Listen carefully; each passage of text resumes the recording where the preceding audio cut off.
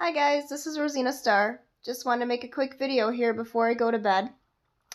Um, if you like this video, please like, share, and subscribe.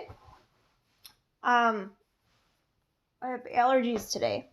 So, what to do. The title of this video is what to do if you suspect you are living with a narcissist. And you're already there, and it's like, oh my gosh, things are not going well. No matter what I do, it's all falling apart. It's all my fault, and it's never getting better. Or it's getting better, and then it's getting much worse. And it's a cycle that repeats itself.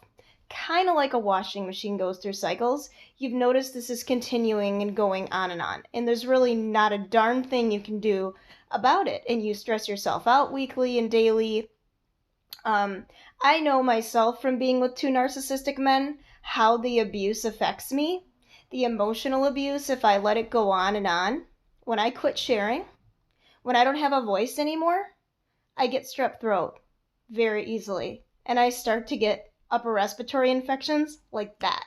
Even with a short visit from an ex-narcissist, I've noticed, because I've tested all of these theories to know my body personally, and you guys may or may not have these same reactions to sickness. But, I've had every test done in the world, and I'm a completely healthy individual. And so it's just beyond me how physically sick these monstrous people can make you in a matter of hours, and the sickness can last for days, weeks, or even months after they leave, because they're raping you of your spirit, your strength, your energy, your resources, and your emotions, your stability. So anyway, what to do if you suspect you're living with a narcissist? Well, what are your options? Do you have a job?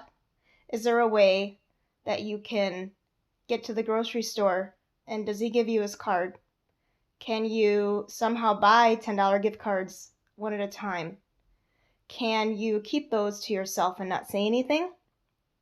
If you don't have any money, that would be a way you could try to help yourself if you can't have the means of any kind of communication. I was stuck at the narcissist's,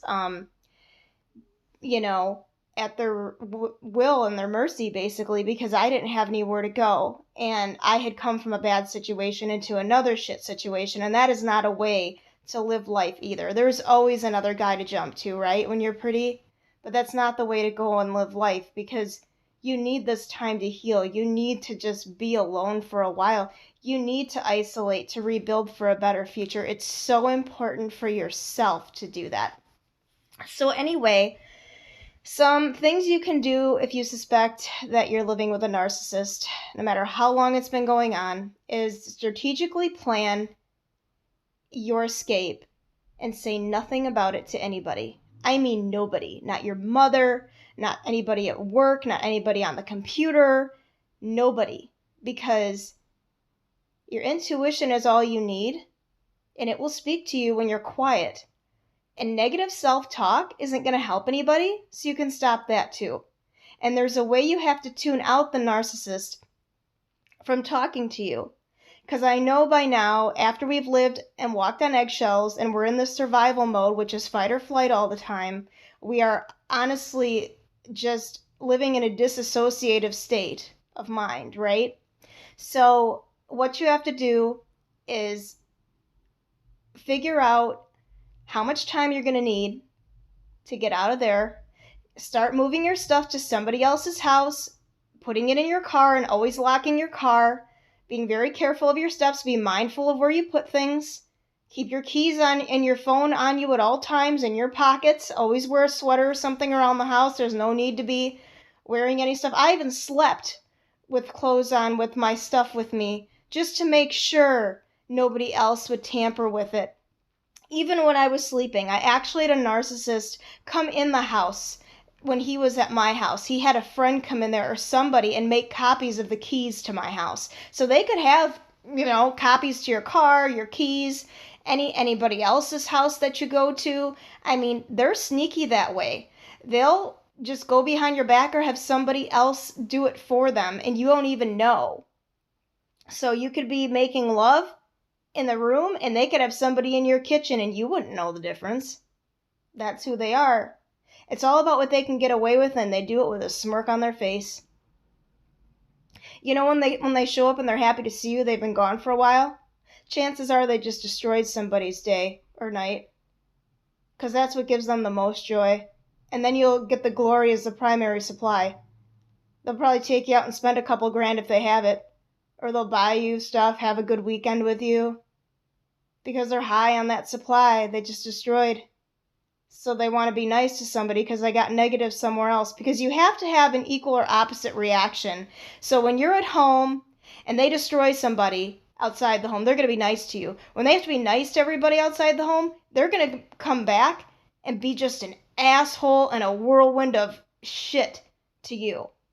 So, I mean, suspecting living with a narcissist, these are some things you're going to have to consider. Where you're going, what you're doing. Is a shelter easier to deal with than the treatment? Are you physically being harmed?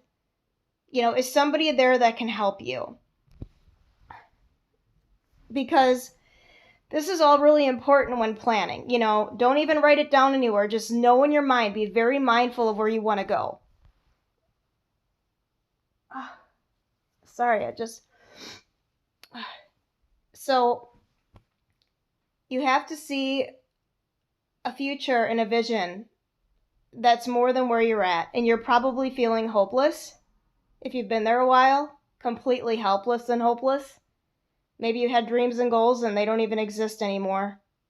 You feel so down you sit on the floor instead of sitting on furniture. You're so weak from adrenal fatigue, most days you can barely stand up.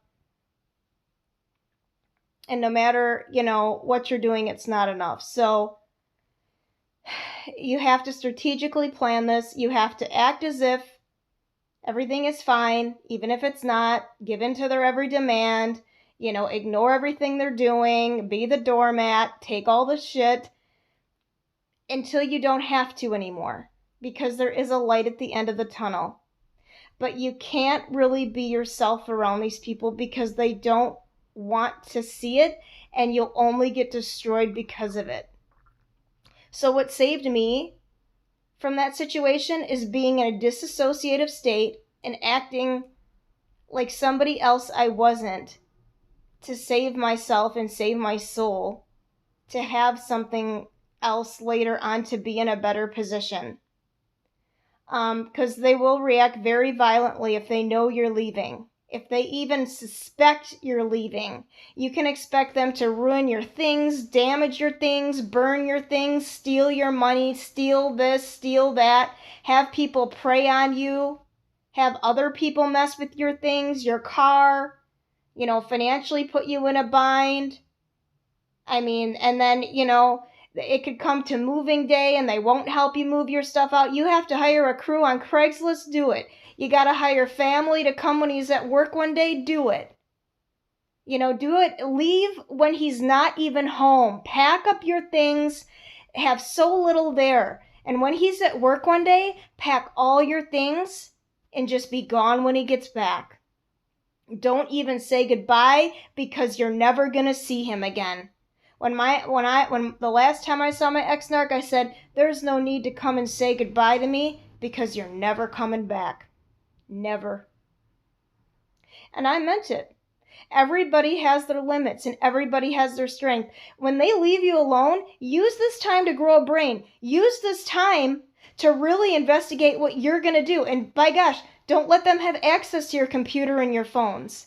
Make them completely inaccessible to them all the time. Bring them in when you shower, in the bathroom. Don't ever let it leave your side, because they are always waiting for you to fail. They're always waiting for you to leave something out. They're constantly going through your things when you're not in the room. They're constantly trying to find something on you, because that's what they take pride in, is all the secrets they know you don't know they do, that they think they know about you, whether it's true or not. You know, he could see some card in your pocket from somewhere earlier that day, and he could assume it's from somewhere else. He could make up a story about that.